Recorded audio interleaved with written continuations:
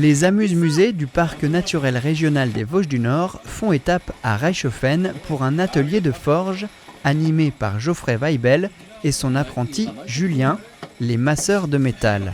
Donc les enfants peuvent d'un côté apprendre à former la matière à travers une matière souple qui est la plastiline. La plastiline est une pâte à modeler moins souple que celle répandue pour les enfants. Super. Nous, on va maintenant couper le pied du clou. On va couper les risses.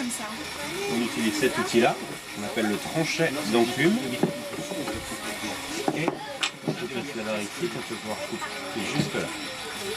Bien fort quand même. Super.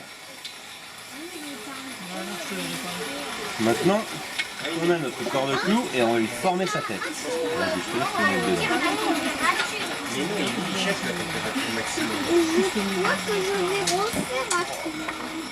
Voilà, bien au centre. Super. Et le voilà. Le voilà, il est beau. Et celui-là, il est bien centré. Et ensuite, observer le travail réel du forgeron sur une forge mobile, avec donc le feu, la braise et la chauffe du métal.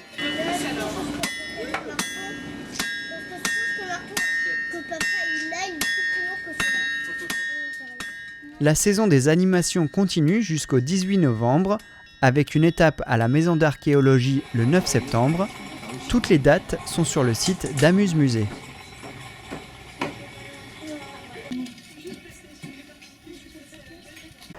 Nous allons parler des ondes et de leur influence sur notre quotidien puisque nous accueillons Yann Gornet. Bonjour Yann. Bonjour Lucas. Alors je résume, vous êtes magnétiseur, praticien Reiki et vous vous intéressez à la radiesthésie. Alors en quoi tout cela consiste? Est-ce que vous pouvez nous expliquer pourquoi vous vous intéressez un peu à tout cela? C'est un vaste sujet que j'ai découvert lorsque j'étais jeune, en commençant par le magnétisme. Donc, depuis tout petit déjà, j'ai essayé de me soigner juste en mettant mes mains sur les blessures. Après j'ai abandonné tout ça par rapport au cursus scolaire qui m'a permis d'aller dans le commercial. Et puis quelques années plus tard, environ 20 ans plus tard, je me suis mis au service en me disant bon, on est capable de faire quelque chose, pourquoi pas le mettre au service des gens. Et puis en même temps que j'ai voulu me mettre au service, je me suis dit on va développer une activité qui est en rapport avec ça, autour du magnétisme, du reiki, de la radiesthésie, et tout ce qui permet donc des soins à la personne. Super, donc vous êtes magnétiseur mais vous êtes aussi conférencier. Le 27 juin vous serez à Niederbronn-les-Bains pour animer une conférence, c'est ça? Tout à fait, Niederbronn, je suis tombé amoureux de cette ville, ça fait 4 mois qu'on est là. Bon, ça fait déjà quelques années que je suis en Alsace. Niederbronn m'attire beaucoup par l'aspect déjà des châteaux qui se trouvent tout autour et du nombre de lieux hautement vibratoires qui se trouvent à proximité.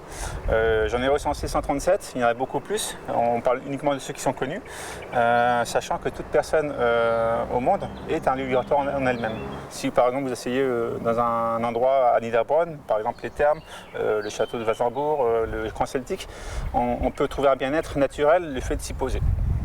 Super, donc pour rappel ce sera le 27 juin à 20 h à la salle Millennium du Casino Barrière. Pour plus d'informations vous pouvez contacter le Moulin Neuf ou vous rendre sur leur site internet. Plein de conférences sont à venir, comme d'habitude tous les derniers mercredis du mois. Merci d'être venu Yann. Merci Lucas. On continue avec la chronique Emmène-moi, direction le Danemark. Au Mille Club à Dambar, le conseil communautaire du 11 juin proposait 9 points.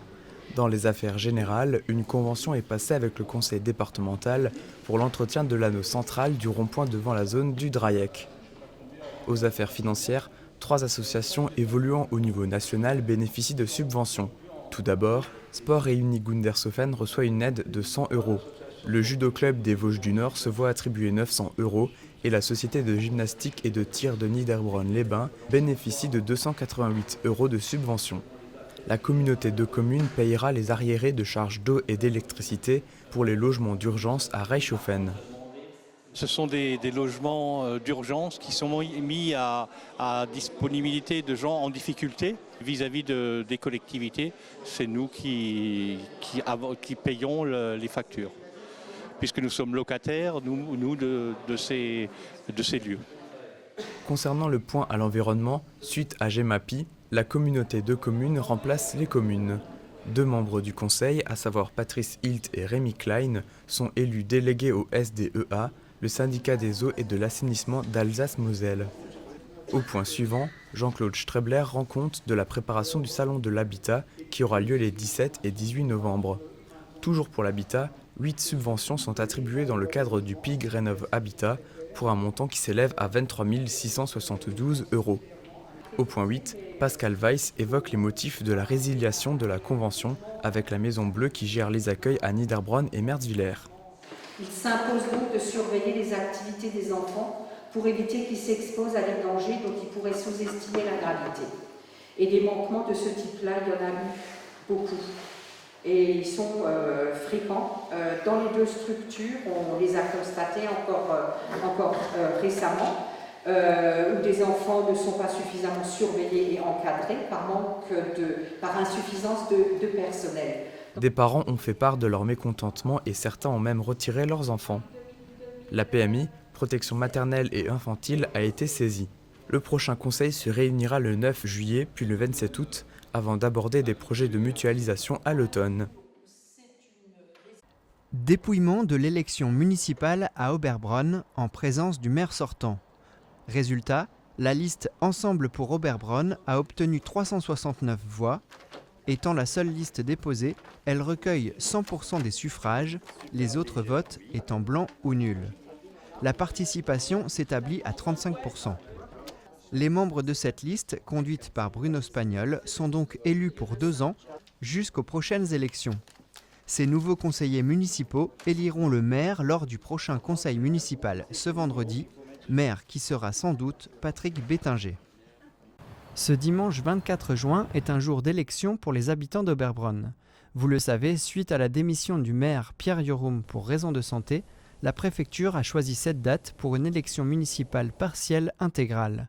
Partielle car seule la commune d'Oberbronn est concernée et intégrale car l'ensemble de l'équipe municipale est renouvelé. Résultat dans ces actus la semaine prochaine. La 2e édition de la Niederbronnoise se prépare. Emmanuel nous emmène aujourd'hui sur les chemins sélectionnés qu'il sillonne régulièrement. Il surveille l'évolution de la nature suite aux intempéries pour avoir un parcours sécurisé.